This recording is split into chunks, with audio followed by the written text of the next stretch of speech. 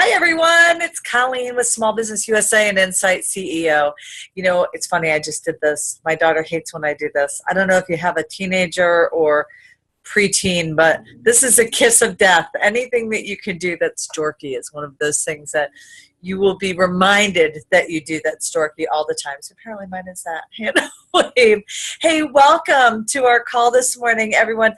Please feel free to ask questions as we go along. Hopefully Brian Kerrigan is going to chime in with us. He got carried into some meetings this morning, but I'm really loving this topic today, and Brian and I talk about it endlessly. So I'm going to give you some tips today on how to really look at your business like a sales machine.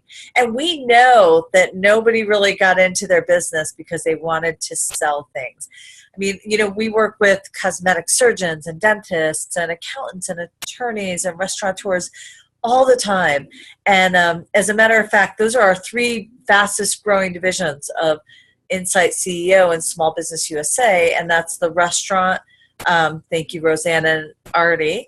We have some amazing talent in that division, and it's just, they just get it. They just know it better than anybody else. The finances, the ins and outs, it's unbelievable. Tom and Ann are taking the whole medical provider piece for us and leading the charge there. It's been growing so fast because we know, like many of you, you got into this business because of your passion to drive a result. And here you are, and you have to sell, and it's just horrible, and you have to lead teams and manage big groups, and it gets complicated when all you really want to do is make somebody smile amazing, right?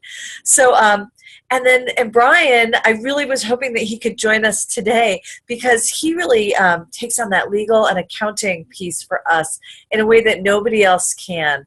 And, you know, when I think about my accountant coming up to me and talking about, you know, debits and credits and taxes and all of that stuff, I've got to tell you, my eyes glaze over.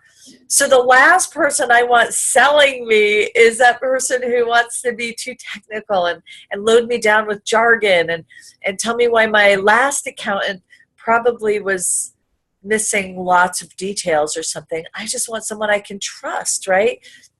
But to make that change and to get people to come on board with you as an accountant or as an attorney or in any of these professions, there's some marketing finesse that has to happen. So as we've really been growing in these particular categories, we thought that we'd share some of the things that we've learned. And if you, at any point you guys have any questions, there's the ability to chat. I know we have a full house today, so I'm so excited. If anybody wants to jump on and join on the screen, please do that, because we have a full house today. And I know that that is really because this is one of those painful topics that we love what we do, but we don't love having to justify it and sell it to people. You know, when I started Small Business USA, all I wanted to do was really help business owners. That was my total motivation, was helping and inspiring business owners and helping them get out of their own way and build great businesses. And we're doing that.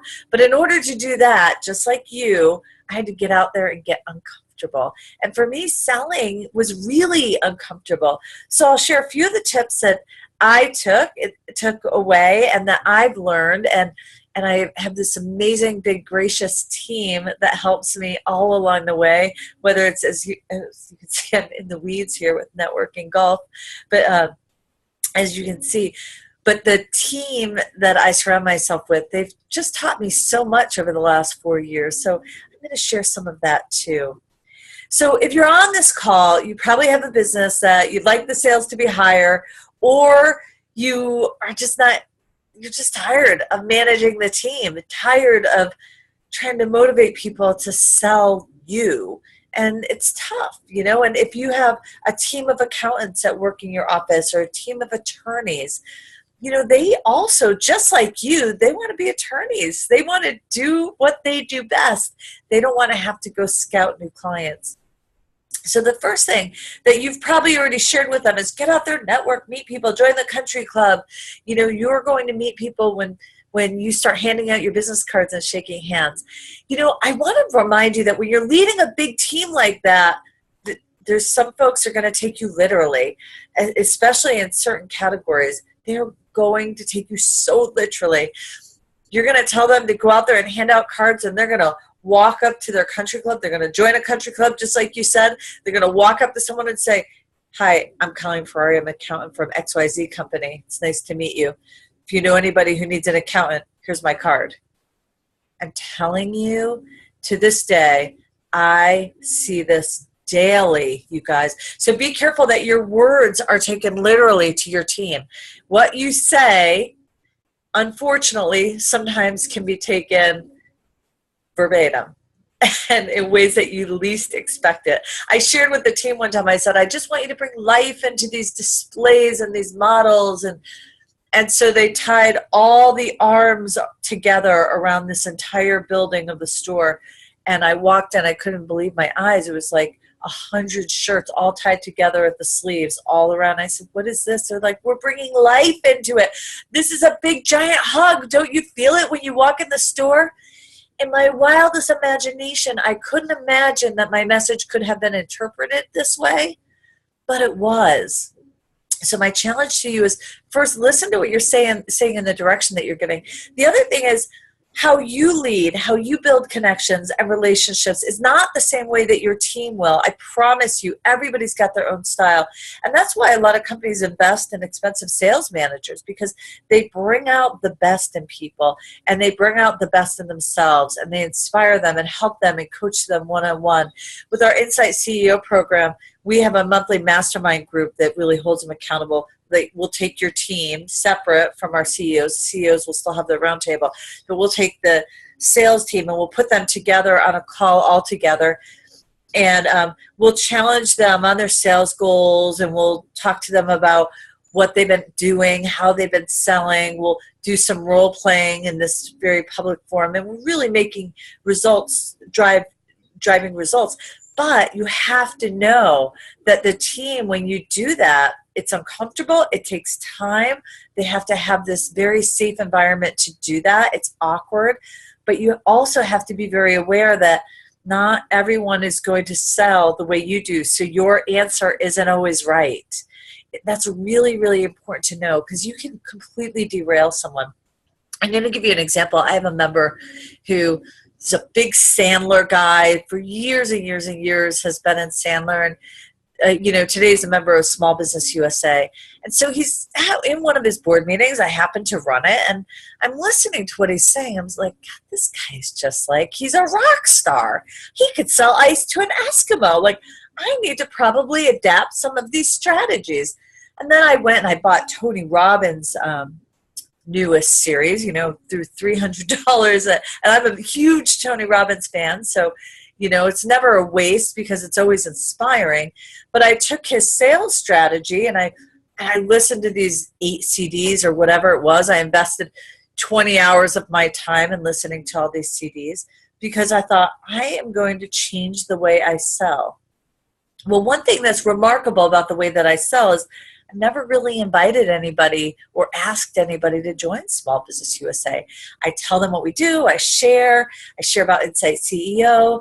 I build relationships, and that's my style. And then eventually, it's maybe it might be 8 or 9 touches with email or through other people. Sometimes it's 1 or 2 touches, but that person feels comfortable, recognizes I deliver enough value, and then they ask to join. And if they're a good fit, I let them join, right? But the people that I've gone to and said, hey, I want you to sell, I want you to join, and I try to sell them and actively sell, for me, it just doesn't work. I will tell you, all of those people I fired them as clients. They weren't good fits. And when I took this one member's advice and Tony Robbins' advice and adapted my style, I will tell you, for 2 months, I try everything for 60 days. Whether it's a new job, a new strategy, 60 days I stay committed to something, because I think it takes 60 days of consistency to get better at something and make it your own. It was my worst 60 days in sales to date. So the challenge and my learning is that I use someone else's style instead of my style.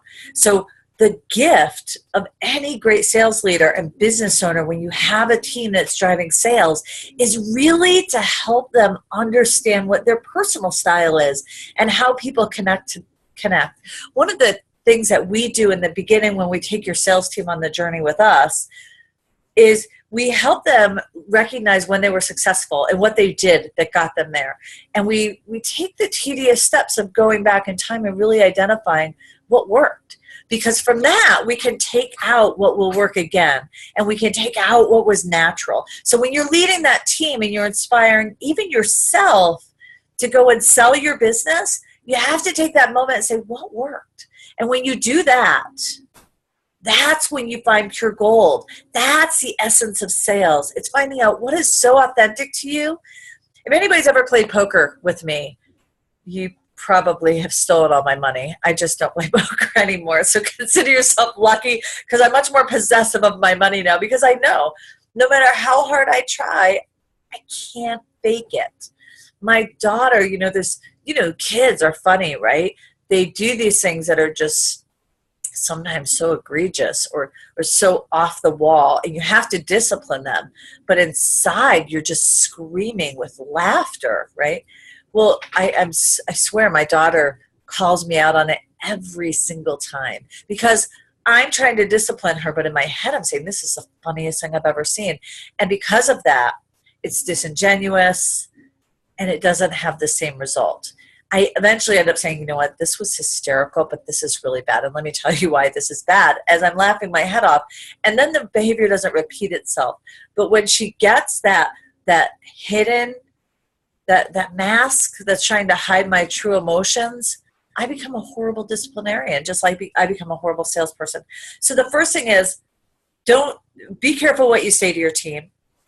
The second thing is, be careful how you say it, but also do not project or do not expect them to become you. It won't work. It will fail. And the third one is take the time to help them dissect who they are as a salesperson so they can do a much better job at duplicating and replicating what does work. And you know what? Everyone at some level is a salesperson. But it's not, I think we conjure up, and when you're talking to your, if you have a medical office, I have this all the time. I have a few chiropractors.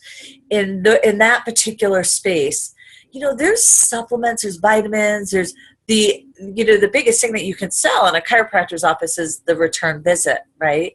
The maintenance. Because one, that's super important for you from a financial perspective, but it's even more important for that customer or that patient so they don't go backwards in their health plan. But, you look at that front end, and they are so responsible for following up and making sure that second visit is scheduled, but also making sure that they have the supplements and vitamins that they need, because most doctors these days are curing the whole body, and there's a lot of preventative maintenance going on too. But how do you get that person who's just trying to get through the schedule and has a pile of insurance documents next to them to take the time and explain that or make the sale? And that's selling, you guys. And it starts with educating them and telling them the why. And if you have not watched Simon Sinek's Why, TED Talk's my favorite talk, but I just recently heard Tony Robbins actually doing a very, very similar talk about your purpose and your why.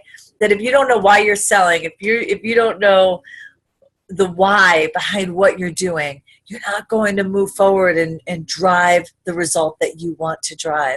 So it's super important to make sure that you have the why, your team has a why, but most importantly, those whys converge, right? So whether it's, you're a cosmetic surgeon and you're trying to get someone to do their nose or eyelids, I don't know.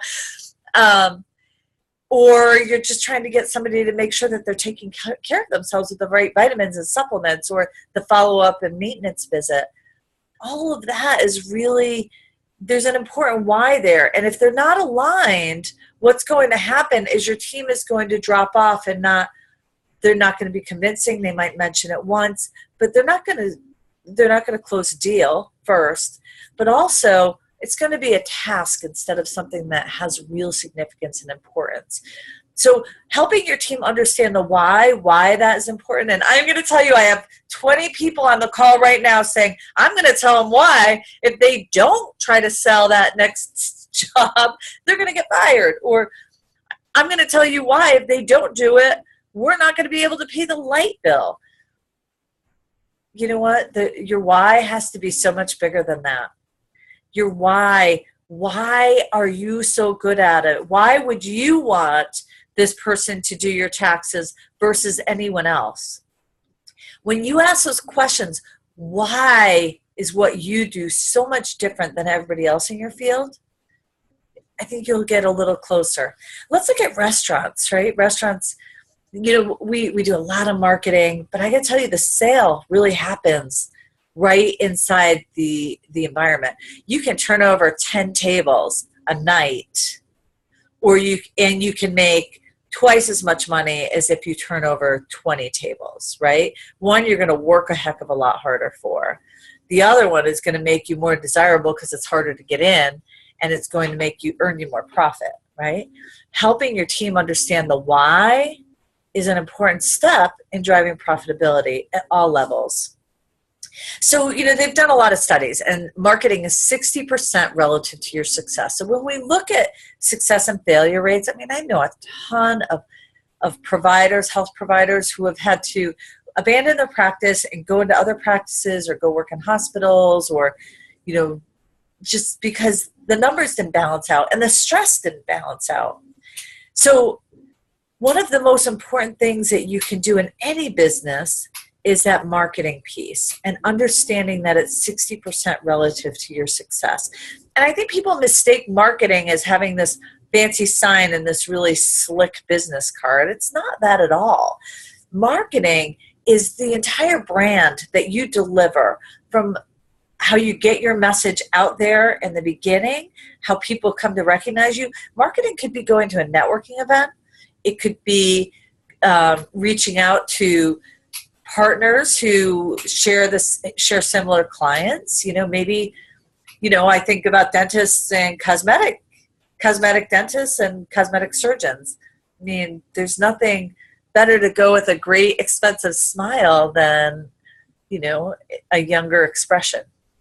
So sometimes those great partnerships can produce more referrals and more business than you can ever imagine. And sometimes they make more sense for that person who's shy in social networking environments, or someone who just really isn't, they're going in because they have to at 7:00 at night, and they're out at 7:30 because they've handed out 25 business cards, and they're out because they have a date or they have friends or family that are waiting for them at home. You have to find out what strategy works best for you. We spend a lot of time with that with our teams and with our individual sales teams, because we know that finding the right formula is just as important as figuring out your psychographic.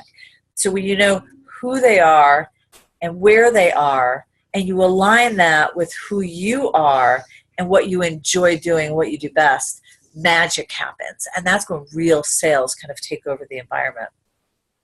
The last thing I want to talk about, because I don't want to drone on forever, I just want to give you a few tidbits, and then we'll answer questions if anybody has some. But, I want to talk about goals, because so often goals are undervalued and underutilized. I think we have to share our goals with our teams. They have to understand what's important to accomplish every day, every week, every month. And too often we don't do that. We also need to share from a competitive perspective. If you have a team of 20 attorneys, I got to tell you, most attorneys I know are competitive. They don't want to lose. That's what makes them great attorneys, right? Nobody wants to lose. So if you're in an environment and you have 20 attorneys, all of a sudden you post who brings the top 3 business leaders on a board, kind of changes the game for the 17 others that aren't on that list. There's an energy that happens. You talk about it. You continuously talk about results, read results, share goals, share stories. One of the things that we do on our monthly calls with your sales teams, if you're an InsightCEO member, so if you are, you already know this. But one thing that we really love to do is kind of share who are our top producers, and then also share, you know, our most recent producers, but also share how they did it and what were their strategies and how did those relationships start. Because in sharing, in bringing your team together, what is amazing is that they help each other grow, they share common visions, tips, but it really is the art of taking that time out to say, here's your goal, here's where you stand with your goal, you're above it, you're below it. That's really important. People need to know where they stand. You know, in most cases, we found that in 90%, almost of all cases, we found that your sales team believes that they're doing a lot better than they are. That's scary, right? So it's super important for you to understand that your sales team has to know where they are. They have to know what your expectation is, and they have to know how to reach it. And that's part of leading a great business. So if you need help with that, please call us. We'd love to help you. You know, I have some groups that are really experts at that. But make sure that you take the time to ask yourself these questions. Any questions from this group? It's such a big group. I love the applause. I love that people are chiming in on the side here. And, you know, hopefully you can all see it. Just, it's awesome. Yeah, I have a lot of rah-rahs. And if anybody needs help or wants help kind of navigating through what those conversations look like with your team, whether you join or not, we're always happy to help. Don't let networking golf behind you. This is something that we do for our members. So every member of Small Business USA and InsightCEO will have access to our new networking golf program, which is like this rockstar program. We're so excited to help you build sales. But please reach out to me or to Brian. And my email, is Colleen. If you don't know me, a lot of you already know me that are on this call. Thanks for joining us. And thanks for the applause. I totally appreciate it. It's so fun to have a big group and so much conversation happening. Thank you. Colleen, 2 L's and 2 E's, Colleen at smallbusinessus.com. You can reach out to Brian at smallbusinessus.com. Or if you are in a category and you want to be connected with our specialists in those categories, Roseanne or Artie or Ann or Tom, they lead the restaurant and medical field. Please just feel free to call our main number, 860-249-7088, or email info@smallbusinessus.com, and we'll just get you with our team will get you to the right people and have somebody reach out to you to help you with your goals. Hey, business doesn't have to be so hard. It can be fun. And I think when you have a team that's focused on sales, there's lots of ways to make it fun. And I'd love to help you do that, because I think it's probably one of the most rewarding things we do is when we shift business from being serious to being fun and profitable. It's just so worth what we do. Here's to your success, everyone. I can't believe there's no questions, but thanks for all the applause. I appreciate it. We'll talk to you soon. I think we filled up this webinar today, so we'll be sending out the replay to everybody soon. Have a great day, everyone. Thanks so much. Bye-bye.